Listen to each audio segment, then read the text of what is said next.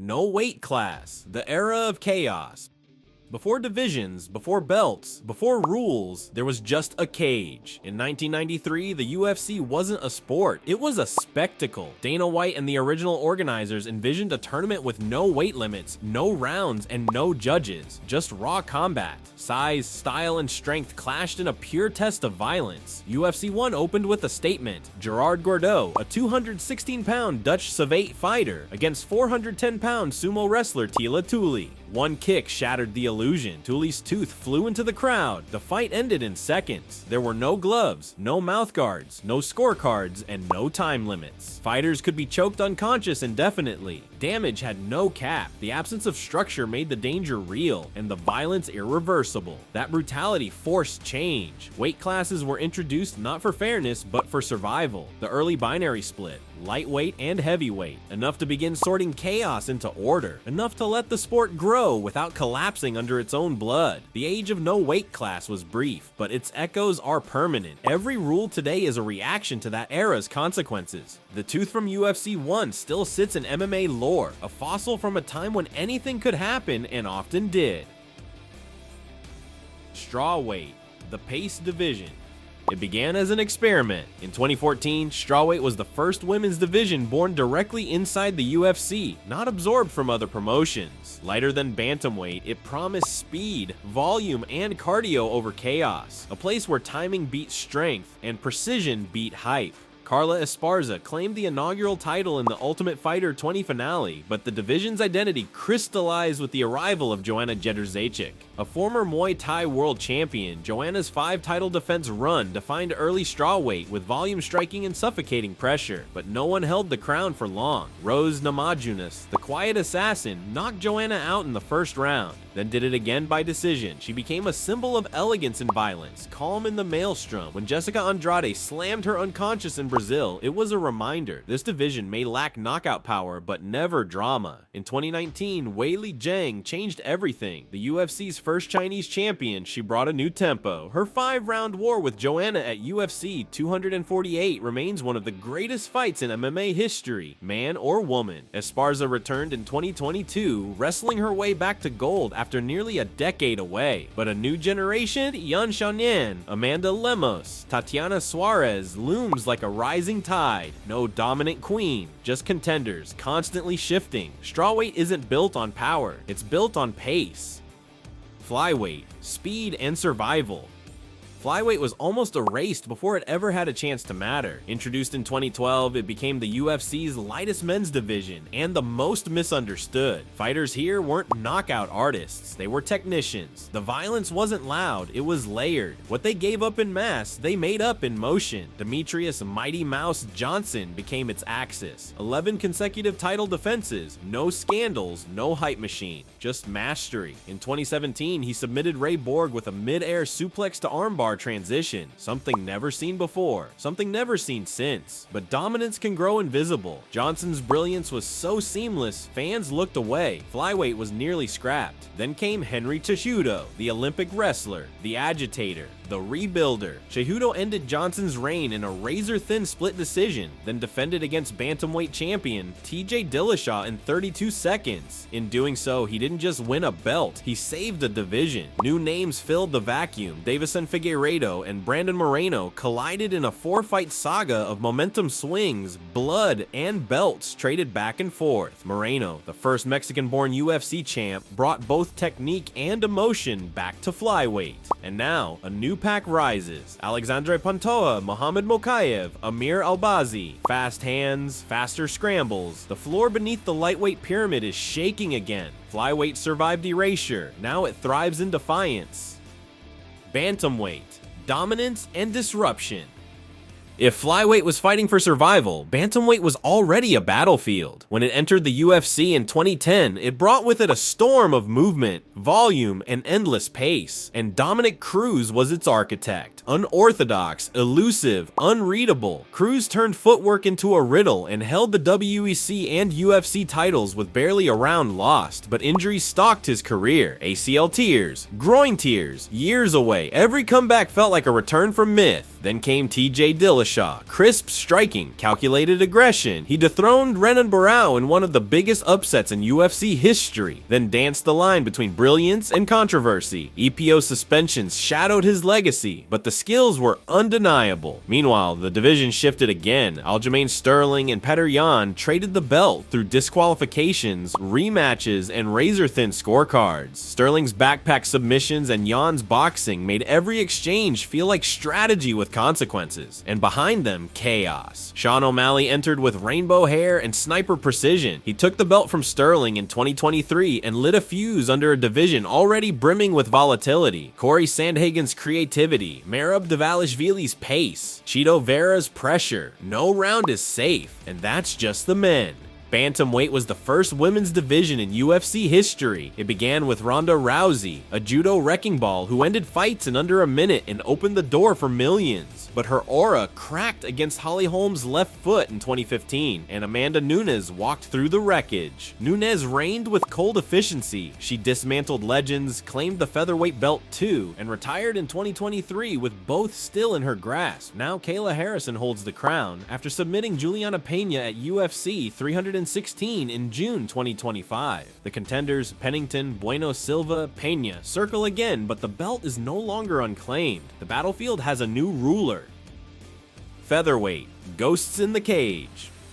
Featherweight was once untouchable, a fortress guarded by a Brazilian technician who hadn't lost in a decade. For years, Jose Aldo ruled with vicious leg kicks and impenetrable takedown defense. He didn't just win, he shut careers down. Then came a left hand from Ireland. Conor McGregor's 13-second knockout in 2015 wasn't just a title win, it was an era change. The knockout heard round the world launched McGregor into superstardom and Aldo into the shadows. Featherweight had a new shape, but McGregor never defended. The belt moved on. Max Holloway filled the void with pressure and pace, dispatching Aldo twice to become champion. He defended 3 times, then met Alexander Volkanovski, a stocky Australian whose game plan was built from tape, science, and relentlessness. Volkanovski beat Holloway 3 times. In doing so, he redefined control. He wasn't the fastest or strongest, but his reads, angles, and recovery became untouchable. For years, no one could outthink him. Until 2024, Ilia Topuria, young and undefeated, knocked Volkanovski out cold. A new king with no nostalgia. The division flipped again. Featherweight doesn't hold champions long. It builds myths and breaks them fast. The list of elite is relentless. Yair Rodriguez, Brian Ortega, Arnold Allen.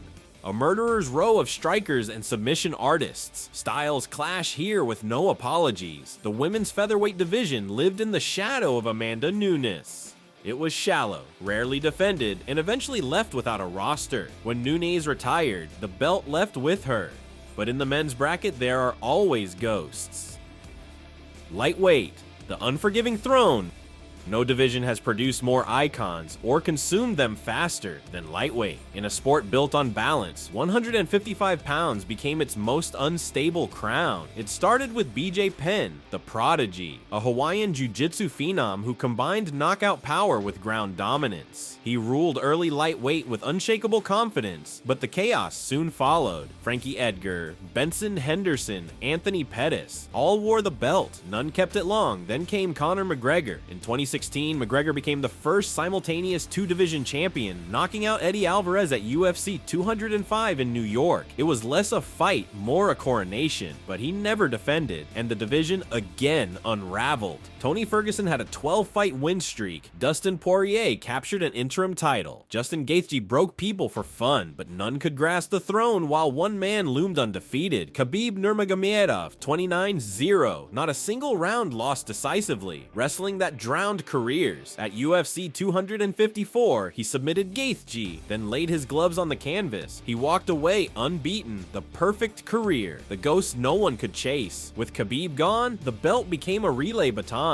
Charles Oliveira rose from the ashes of early losses to become a finishing machine. He tapped out Chandler, knocked down Gaethje, then fell to Islam Makhachev, Khabib's heir, both in style and in silence. Islam reigns now, but challengers queue at the door. Arman Tsarukyan, Mateusz Gamrot, Rafael Fiziev, new blood with new blueprints. 155 doesn't give reins, it lends them. Welterweight, the balance of power.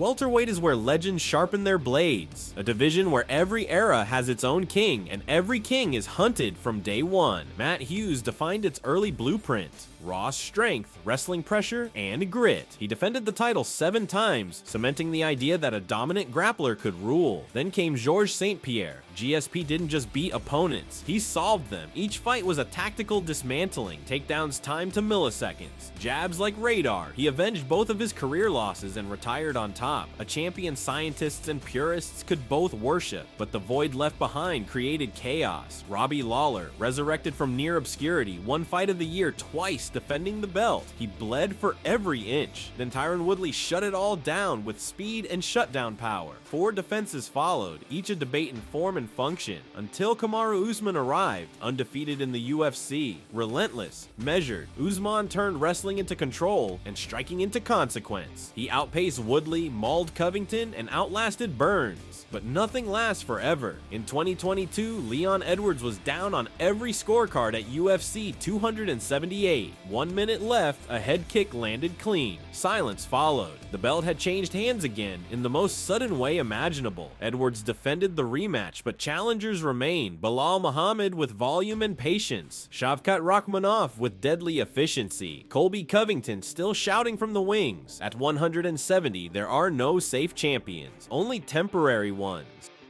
Middleweight, style versus power.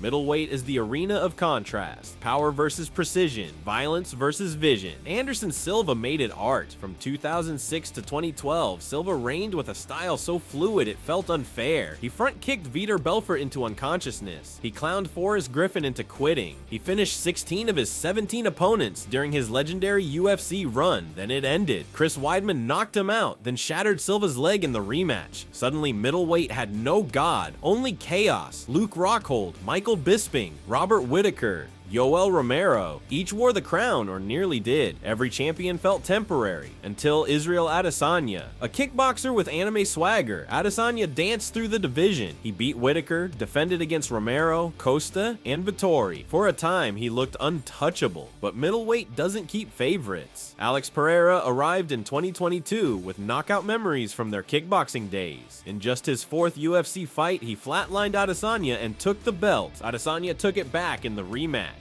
But in 2023, Sean Strickland stepped in on short notice and beat him decisively with jabs, pressure, and zero fear. Now the division is wide open again. Dricus du Plessis brings awkward aggression. Khamzat Chimaev looms like a storm cloud. Bo Nickel waits in the wings with Olympic-caliber wrestling. Middleweight thrives on the edge of chaos. Light heavyweight, the shaken throne.